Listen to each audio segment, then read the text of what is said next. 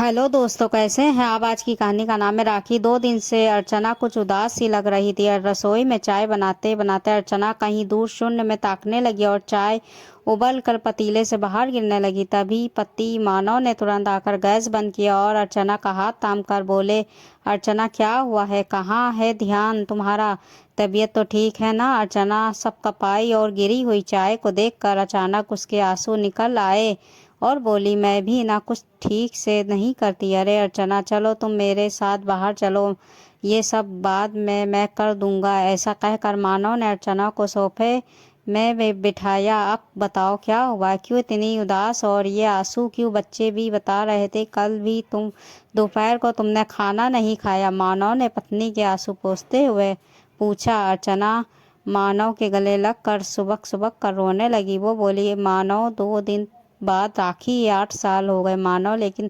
सुधीर भैया ने मुझे माफ़ नहीं किया। हर साल एक आस रहती कि इस बार भैया आएंगे, लेकिन हर बार मेरी राखी उनकी कलाई में नहीं सच पाती, बस डिब्बे में रखनी पड़ती है।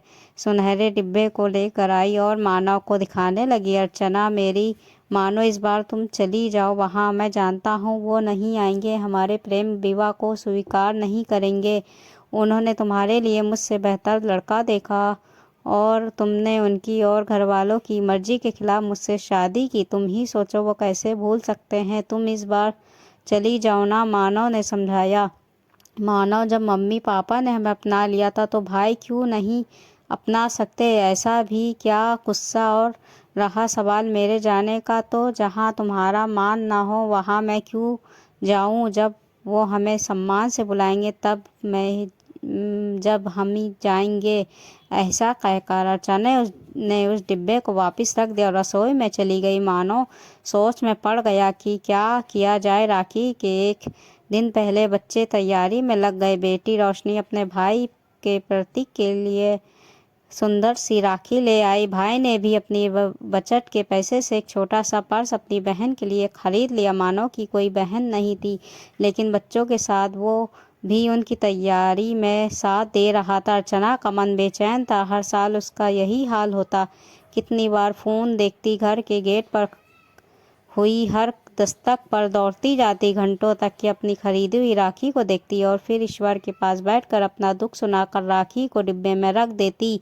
दोपहर में सब खाना खा लेते, लेकिन वो शाम तक भाई की राह देखती कि शायद भाई आ जाए। लेकिन भीगी पलकों के लिए बच्चों के साथ दिल बहला लेती। ऐसा भी कुछ हाल भाई के घर भी रहता। भाई सुधीर भी हर कुरियर को इसी आशा से खोलता कि शायद बहन की राखी आई हो। पत्नी भी बहुत समझाती कि बहन को फ़ोन कर लो, उसके घर चले जाओ। आखिर माता पिता की मृत्यु के बाद एक बहन के लिए भाई का घर ही तो पियर होता है। भाई की ये बेरुखी एक बहन कैसे सहन कर सकती है। सुधीर कहता, मैं क्यों जाऊं, वो छोटी है, मुझसे आकर बात नहीं कर सकती क्या।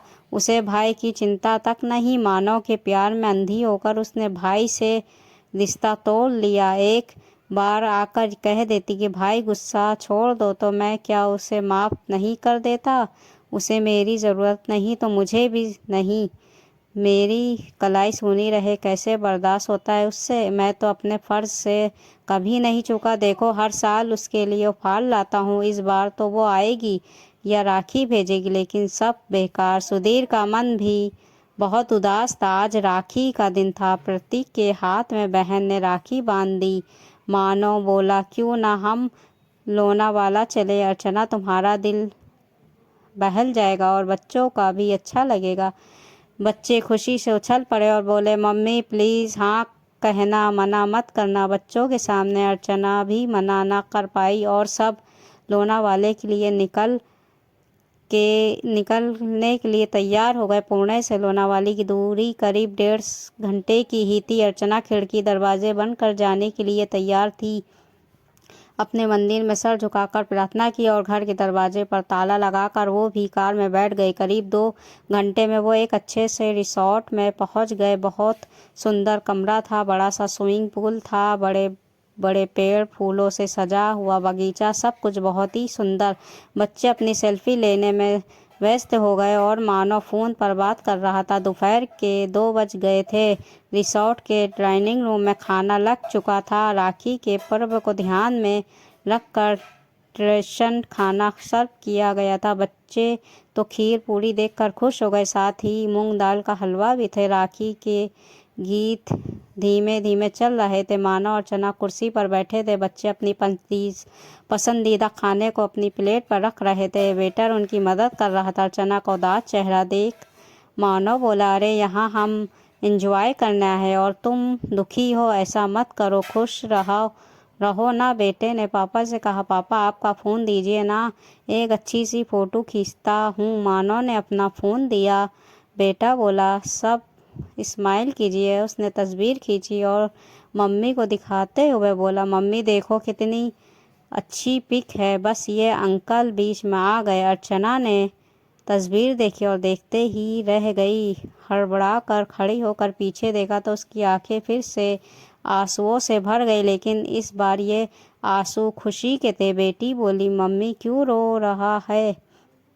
रो रही है? मानो मुस्कुराते हैं वो बोला, बेटे ये आपके सुधीर मामा, जाओ जाकर पैर छूकर आशीर्वाद लो। मामा हमने तो आपकी फ़ोटो ही देखी थी, आपको पहचाना ही नहीं। बेटा बोला। मम्मा ने दोनों बच्चों को गले से लगा लिया और बहुत प्यार किया और बोले, हाँ तेरी मम्मी और मेरी कट्टी थी। हाँ ना, बेटी बोली, आज आपकी दोस्ती हो गई ना? पीछे खड़ी सुधीर की पत्नी ने कहा, हाँ बच्चों, आज सबकी कबट्टी हो गई है, वो भी पक्की वाली। अर्चना दौड़कर भाभी के गले लग गई। वो भाभी बोली, अर्चना अब जल्दी से भाई को राखी बांधो, इतने सालों का इंतज़ार ख़त्म करो। अर्चना ने फुर्ती से अपने पर्स से राखी निकाली जो वो घर से आते समय ईश्वर से ये कह कर लाई थी कि ईश्वर आज तो इस राखी को भाई की कलाई में सजने देना। भाभी ने आरती की थाल अर्चना के हाथ में दी और आज सालों का इंतज़ार समाप्त हुआ। आज एक बहन ने अपने भाई की कलाई पर राखी बांध दी और उसकी सुखी स्वस्थ और दीर्घायु की प्रार्थना की। भाई ने भी बहन के सिर पर हाथ रख वादा किया कि वो हमेशा अपनी बहन का साथ देगा, उसकी रक्षा करेगा। मानो एक तरफ बैठा था। सुधीर ने कहा, मुझे माफ़ करना, इतने साल से आपको अपना नहीं पाया, लेकिन मैं जानता हूँ कि मेरी बहन के लिए आपसे अच्छा जीवन साथी कोई नहीं हो सकता था। भाभी बोली, ये मानव जी का ही प्लान था, उन्होंने ही कल मुझसे मैसेज में कहा था कि लोनावाला में भाई बहन को मिलवाया जा सकता है, इसलिए हम भी यहाँ पहुँच गए और आप सब भी। मानव बोला, भाई साहब, आपका और अर्चना का रिश्ता तो खून का रिश्ता है, मेरी वजह से उसमें खटास आ गई थी, बस इसलिए इस बरस तो तय कर ही लिया था, चाहे जो भी हो जाए आप दोनों को मिलवा कर ही रहूँगा। इतने साल हिम्मत नहीं हुई थी।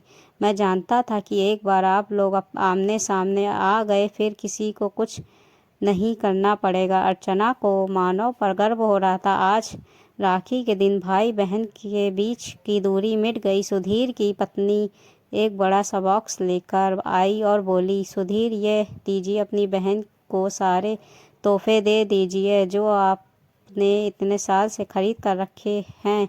अर्चना मुस्कुरा उठी और उसकी आंखें नम हो गई। प्रतीक मामा से बोला, मामा अब आप घर चलिए, आपको मम्मी बहुत सारी राखी पहनाएगी, गोल्ड बॉक्स में रखी है सारी की सारी। फिर क्या था, शाम को सब अर्चना के घर पहुंच गए और घर में खुशियाँ ही खुशियाँ थी। भाई बहन के बीच की दूरी ख़त्म हुई और सब ने प्यार से मिलकर मनाया रक्षाबंधन का त्यौहार। यदि आप भी अपनों से नाराज़ हैं तो आज ही उनसे बात करिए और सारी दूरियां ख़त्म कीजिए। दोस्तों, ये हिंदी कहानी आपको कैसी लगी? अच्छी लगी तो हिंदी कहानी को लाइक, सब्सक्राइब, शेयर ज़रूर कर दीजिएगा। मिलते हैं अगली हिंदी कहानी के साथ।